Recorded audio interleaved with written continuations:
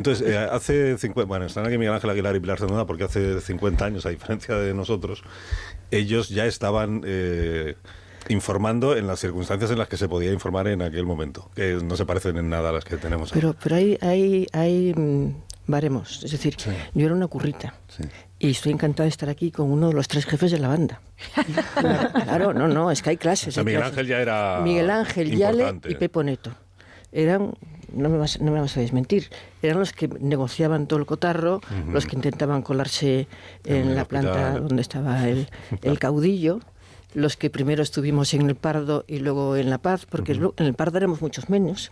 Miguel Ángel en el Pardo controlaba los teléfonos, el centro de trabajo era un restaurante fantástico que sigue existiendo, La Marquesita, que tenía lo han cerrado. Lo han cerrado, pues la última vez que fui hace un año estaba abierto. Es una sucursal bancaria.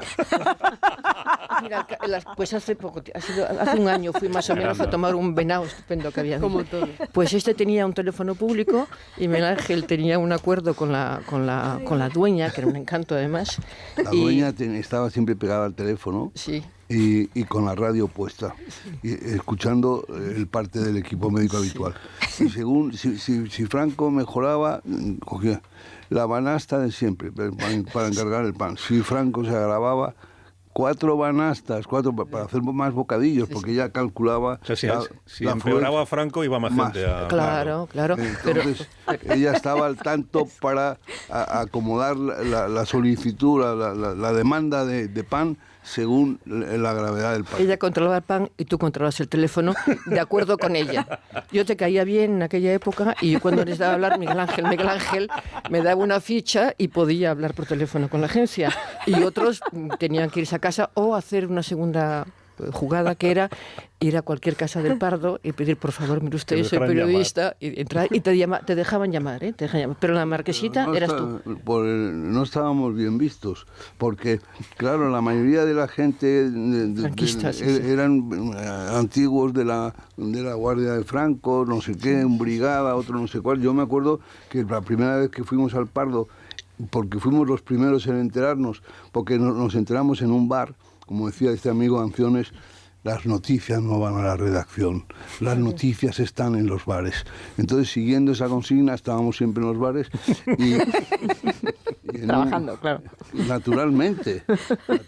Y entonces, efectivamente, ahí aparece un amigo, que este es mi cuñado, no sé qué, por mucho gusto, a que no sabes qué es, pues no... Pues es médico, hombre, mi padre también, le digo tal, por pegar un poco la hebra.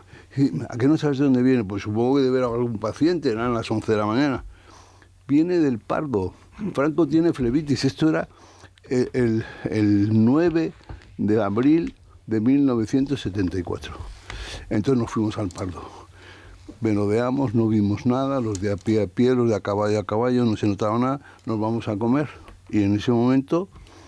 ¿qué quieren ustedes? Y yo dije, venado, por contribuir un poco fauna y flora de la zona. Pues la fauna, el venado. Entonces el tipo dijo, oiga, ¿no sabe que el venado está en veda? No sabía. Perdone, no estoy muy Pero no era lenguaje metafórico todo esto, ¿no? No sabía que el asunto, las cuestiones cinegéticas no las sigo muy de cerca. Entonces, por cambiar de tercio, Carlos, dije, bueno, pues si no hay venado... Cachalote. Pues, exactamente. Y entonces pensó que estábamos de broma, y ya la cosa se puso muy seria. ¿Por qué? Porque estábamos ante un antiguo de la Guardia de Franco. Pensaba que estabas haciendo lenguaje metafórico sobre el dictador. Claro, eso es, claro, cachalote, sí.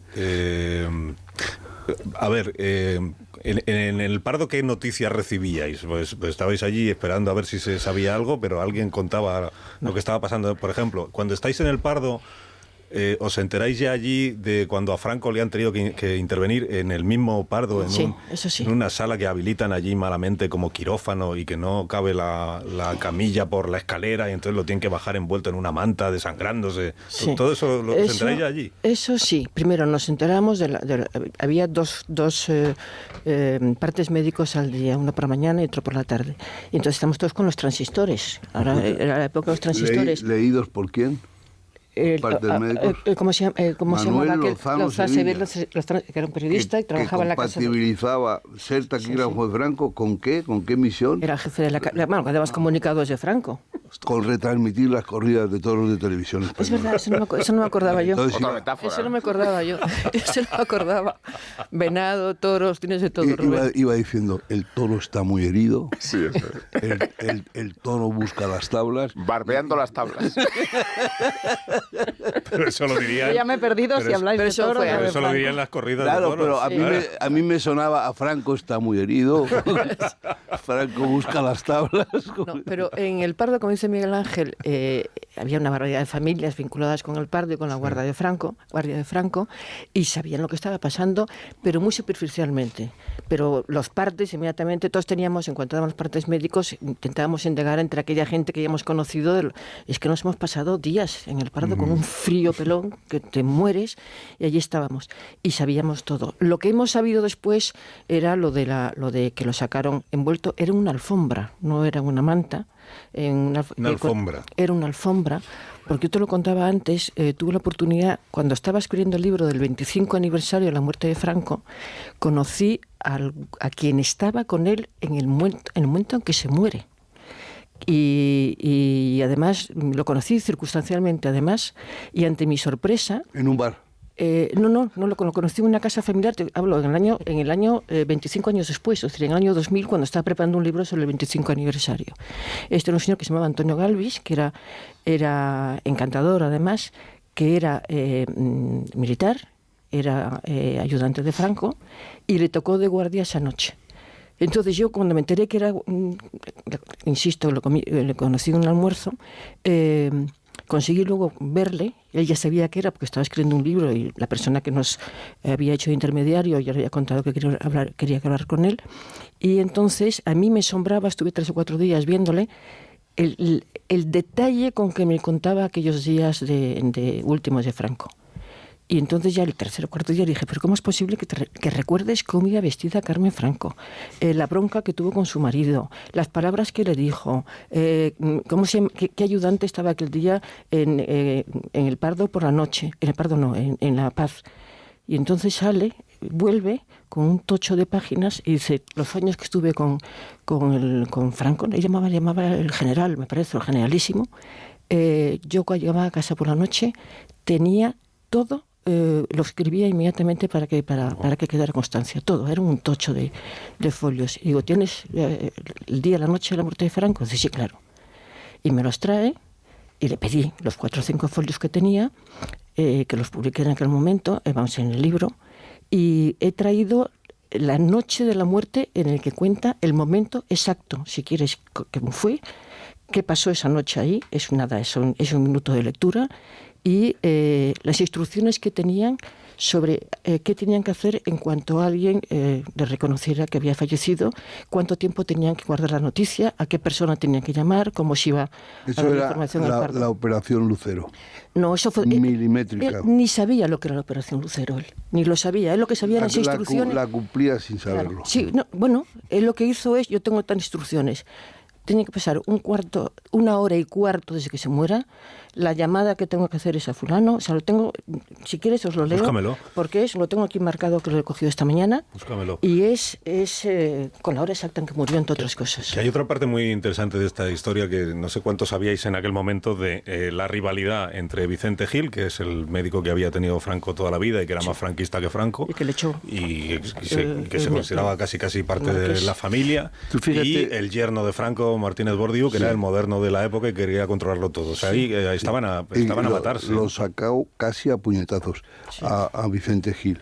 Eso era muy, muy relevante, porque además los del equipo médico estaban cuestionados una y otra vez por Villaverde, y porque Vicente Gil, eso lo habrá recogido tal vez, cuando despertaba a Franco, Franco todavía no estaba en esa recta final, lo primero que le decía, Excelencia, tiene que recibir a Girón.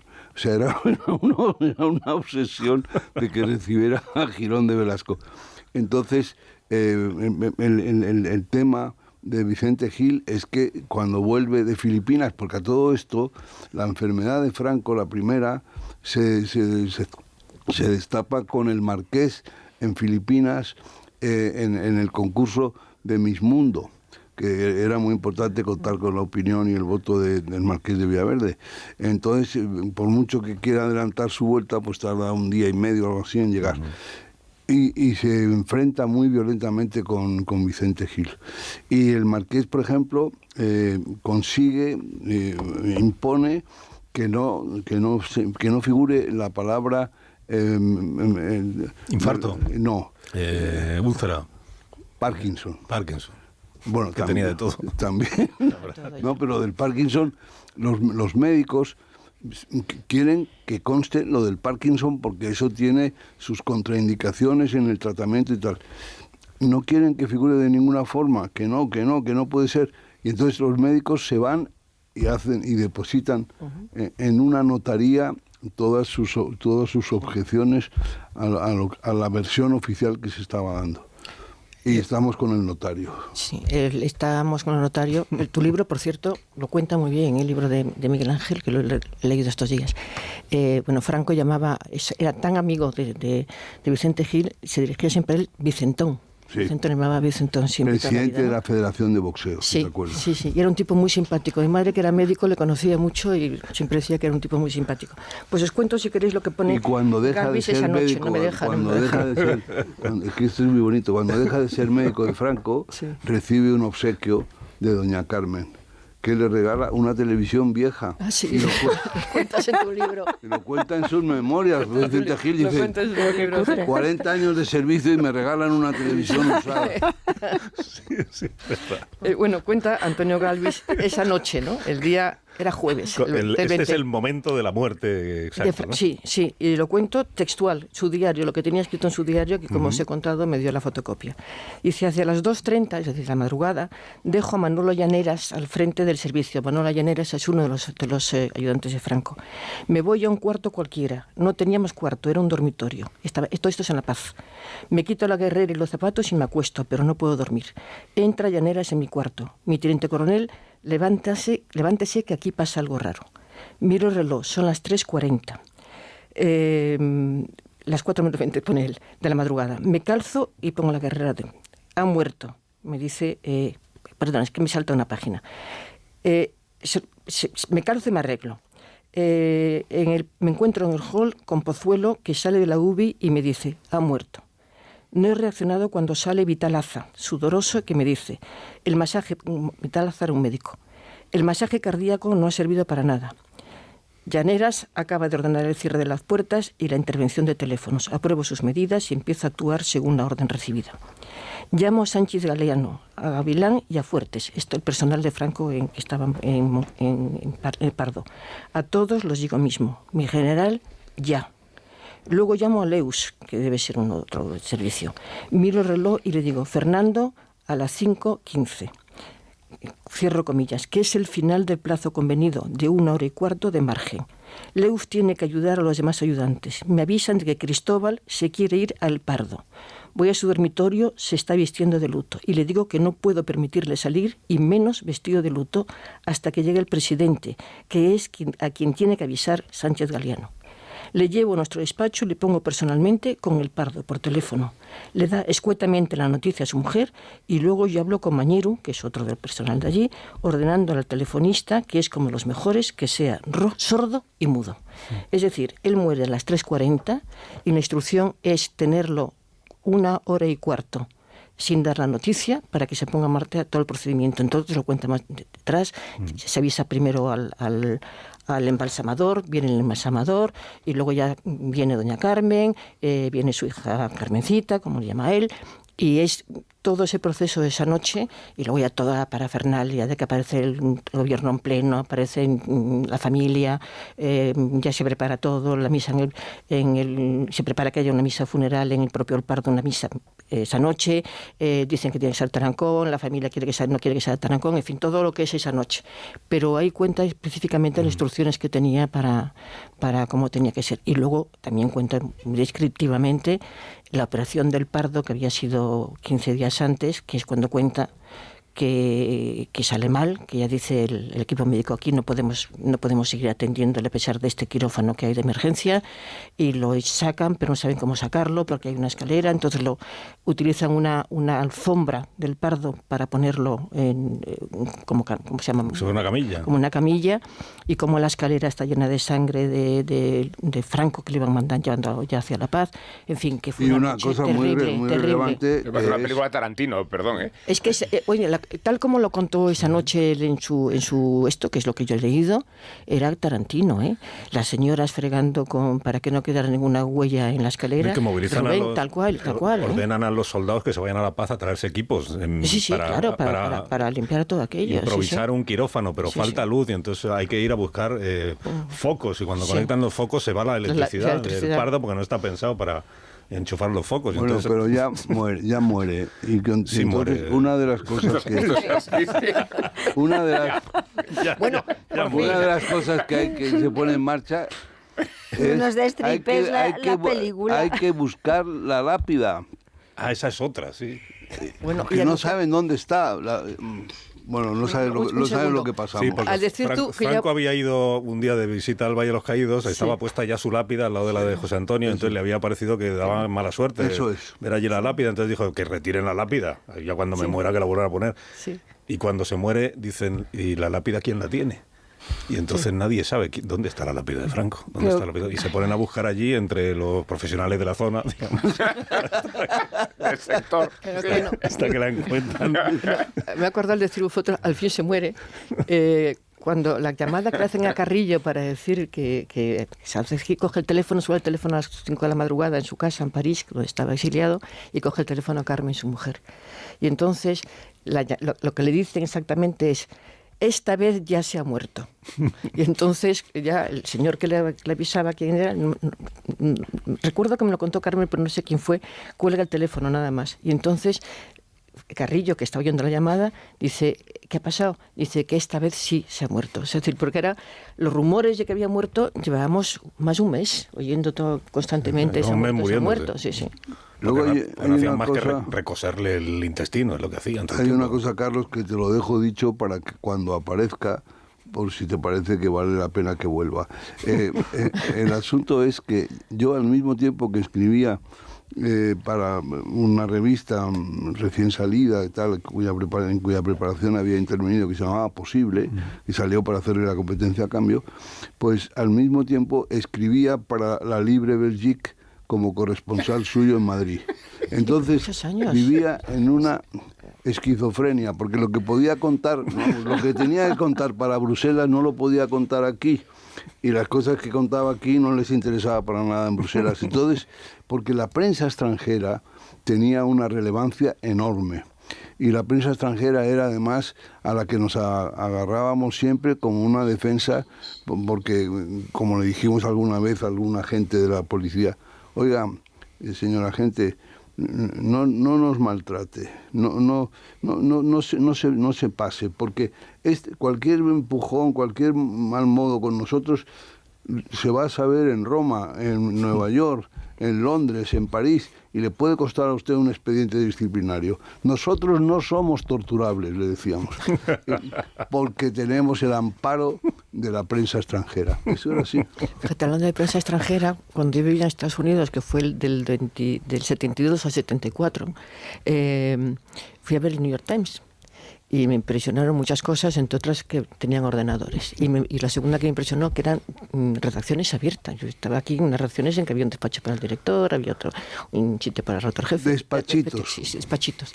Entonces nos enseñaron, como una cosa curiosa, una sala donde tenían los obituarios. Y eran como esos armarios que hemos visto en las películas de la Guerra Mundial, que eran como unos cajones muy finitos y muy grandes, y que los sacaban. Allí estaban como los mapas de los movimientos y tal, los habéis visto. Entonces sacaron allí, pues estaba la del Papa, estaba la del presidente en aquel momento, que era Nixon, estaba una serie de personajes internacionales, estaba el emperador chino. Entonces yo le dije: oiga, ¿Franco? Franco, me dice, ese no se va a morir. Vamos, textual, en el año 73, ese no se va a morir. ¿Te acuerdas que cuando empezaba a cundir, que efectivamente que Franco, eso te decían a la vuelta del verano, hasta en una cacería ya ha tenido una lipotimia, entonces crecía la esperanza, bueno, pues a ver qué... Entonces ya Así sí se está... complica la lipotimia, ¿no? Y decían los más expertos, va a dar paso al príncipe y tal. Entonces, cuando eso estaba ya instalado, aparecía Franco y decía, quien recibe el honor y acepta el peso del caudillaje no puede darse al relevo ni al descanso. Otra vez. No había manera. Lo imitas bárbaro. Pero es que hablaba así, Con Fidel Castro pasaba algo parecido. El caudillaje es muy También bueno. durante años Fidel Castro estaba muriéndose todos los meses de agosto y luego reaparecía a principios de septiembre. No, pero es que era disuasivo. Y luego el momento ese maravilloso que, bueno, ya finalmente parece que Franco es hombre, que es una persona humana. Y entonces, claro, ya venía la lógica aristotélica. Todo hombre es mortal. Franco es hombre, luego Franco es mortal. El silogismo, ¿no? Sí. Claro, el silogismo, lo que nos habían enseñado de pequeños. Entonces, cuando eso cundía, entonces aparecía Franco y decía, mientras Dios me dé vida, estaré con vosotros. Y luego empiezan, después de Franco, ¿qué? Después de Franco, dijo Fuello, aquel que era el director Jesús del Fuello, Instituto de Estudios Políticos, después de Franco, las instituciones. Pero el primero que no creía en las instituciones era Franco. Y cuando convoca a los alféreces provisionales y otra gente de la cruzada, ¿qué hace? ¿Qué les dice? Todo quedará atado y bien atado bajo la guardia fiel de nuestro ejército. Encomienda a las Fuerzas Armadas la perennidad del régimen. Ese es el nudo que desata el rey don Juan Carlos. Claro, y hace una cosa importantísima. Que no consiguió hazaña, déjame que te lo diga porque esto me duele mucho. Hazaña no logró el cambio de lealtades de las Fuerzas Armadas de la monarquía de la Restauración a la Segunda República, y en ese fracaso de hazaña está incoada la guerra civil. Y ¿sí? no quiero volver a repetirlo. Entonces... Ahora no te ha salido. Oye, ahora no ha sido el tono de voz de Franco. O sea, eres tú el mismísimo Miguel Ángel Aguilar, que esto es una amenaza. Vamos. Desde la autoridad. Con todas las de la ley. No, estaba diciendo que efectivamente deja todo bien atado, pero en los últimos meses de su vida debió hacer una reconsideración de que lo que tú dices, que era que esto era dejarlo en manos de todos los franquistas, ¿no? Y se da cuenta que eso no puede ser porque ya estaba ahí el rey, había vivido en los últimos meses aquel problema enorme de que intentaron no era el rey el que estaba, que era el príncipe, intentaron que se deshiciera la ley de sucesión y que fuera su nieto político Alfonso de Borbón, en fin, toda esa operación que hemos contado muchas veces. Pero él lo que sí hace es dar lo que el rey Juan Carlos, cuando yo era rey, contaba que fue algo que tiene que agradecer al Franco, y quizá por eso el libro famoso Memorias habla bien de él. Y es que dicta a su hija pocos días antes de morir, él sabe que está muriendo, el testamento famoso. Y ese testamento tiene al final una frase que dice exactamente: lo que os pido en el momento de mi muerte, es que seáis tan leales al príncipe Juan Carlos como lo habéis sido a mí durante todos estos años. Le dice a su hija, además, al darle el testamento, que bajo ningún concepto enseñe a nadie ese testamento hasta la hora de su muerte, y qué es lo que tiene que leer Arias Navarro cuando él se muera. Y eso es lo que da pie a que los franquistas, empezando por Girón, acepten la autoridad del príncipe, por lo menos durante un tiempo, que luego ya eso ya se revierte, ¿no? Pero que él, lo que quiso fue hacerle ese último favor al príncipe Juan Carlos, que es pedirle un compromiso de lealtad a sus seguidores y que se dejara de tonterías. Vamos. ¿Qué vas a decir de Arias Navarro? No, Arias Navarro, que es el que sale a decir: españoles, Franco ha muerto. Entonces esa toma sale mal. Y lo tienen que repetir 3 veces. Y las 3 veces llora. O sea, estaba preparado para las tablas. Hay que repetir, presidente, no importa, vuelvo a llorar. Tengo que hacer una pausa, lo siento. Pero luego podemos seguir. Pero nos quedamos en plantilla. Luego seguimos un poquito. Por favor, Luego seguimos Por un favor, poquito. por favor. Sí, que además tengo aquí en la petición de la audiencia que quieren que cuentes una cosa muy concreta, Miguel Ángel Aguilar, protagonizada por ti y por Pepe Oneto. Habrá miles, pero es una que tiene como escenario Ponferrada y luego Ferrol. Ferrol, qué tierra. Yo tengo una petición también. Estamos en conversación esta mañana con Pilar Cernuda y Miguel Ángel Aguilar y luego estamos los demás, pero que no pintamos gran cosa hoy, la verdad. Lo asumís, ¿no? Bueno, Lo asumís, ¿no? público. Como Hemos público, venido sí. a escuchar, Público. aprender, reír, Sí, disfrutar. Bueno, ahora todo eso nos hace mucha gracia, Claro, pero en aquel pero En hace su 50 momento, años. exactamente. Hace 50 años igual las bromas no eran muy bien recibidas por la mayoría de quienes mandaban.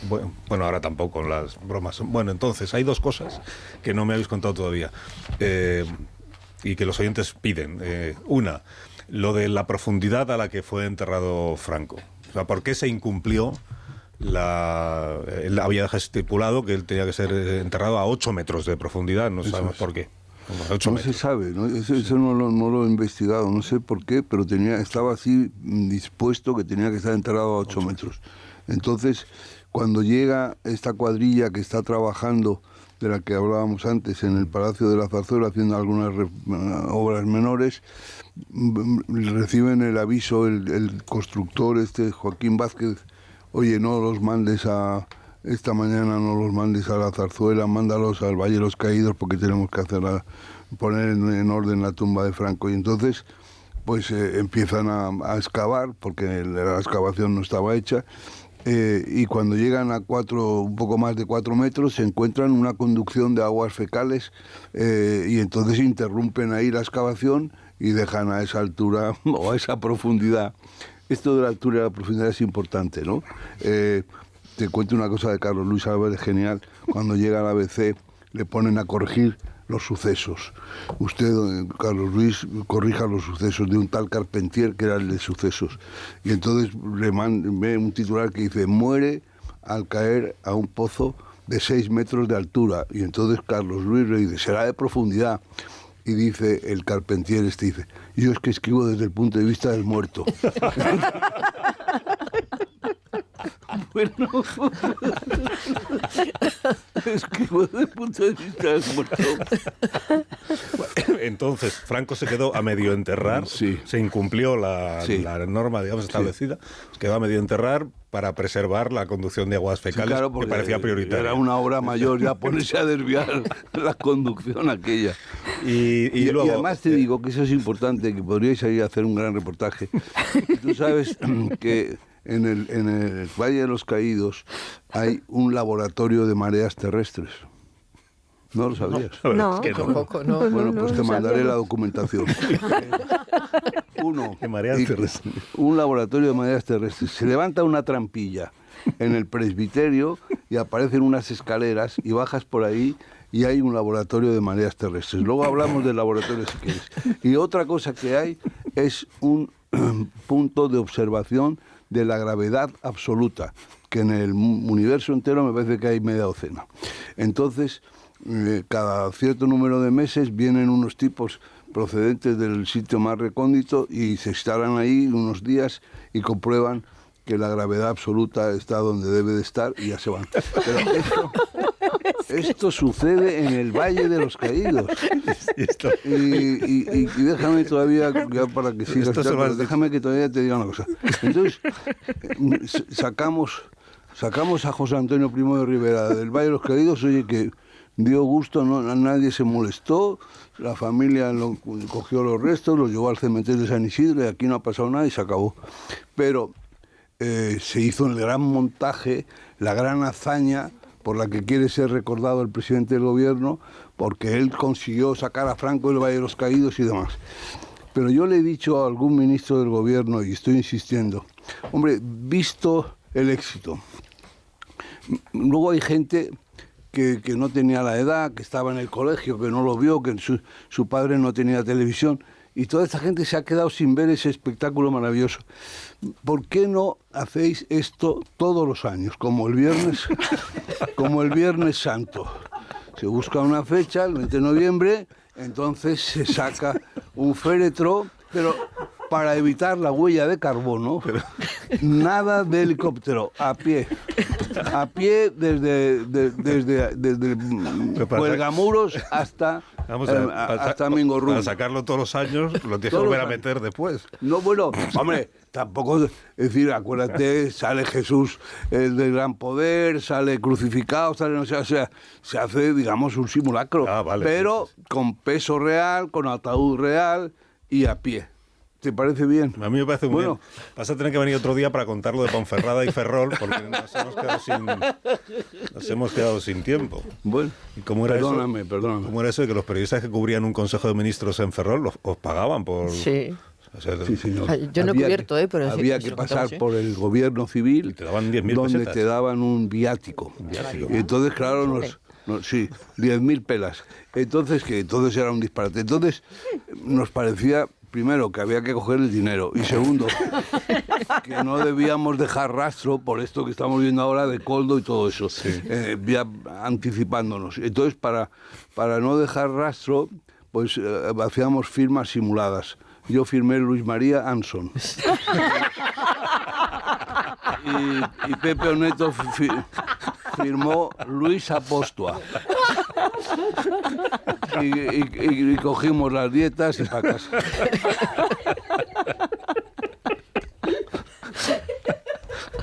Bueno, hay que terminar. Yo lo siento, sé que no queréis, pero es lo que hay. Muchas gracias por la visita a este programa, Miguel Ángel Aguilar y Pilar Cernuda, y celebro que sigáis en activo, y tan en activo, 50 años después. Quedamos muy pocos y eso aumenta nuestro valor. La escasez aumenta el valor. Pero el consta en acta que yo no fui a ningún consejo de ministros del Ferrol, ni de Franco, ni aquí. No vaya a ser que alguien haya firmado mi nombre, porque de Tiene no lo sabía, pero Pepe Neto se dedicaba a ir a sitios de mala muerte y firmar. Le encantaba sobre todo lo de... Pepe hizo mucho mal. Sí, Pepe Rafael Ansón y Pepe y Luis María Ansón. Le gustaban sobre todo, especialmente esos dos nombres. Sí, sí. Bueno, que muchas gracias por venir. A vosotros.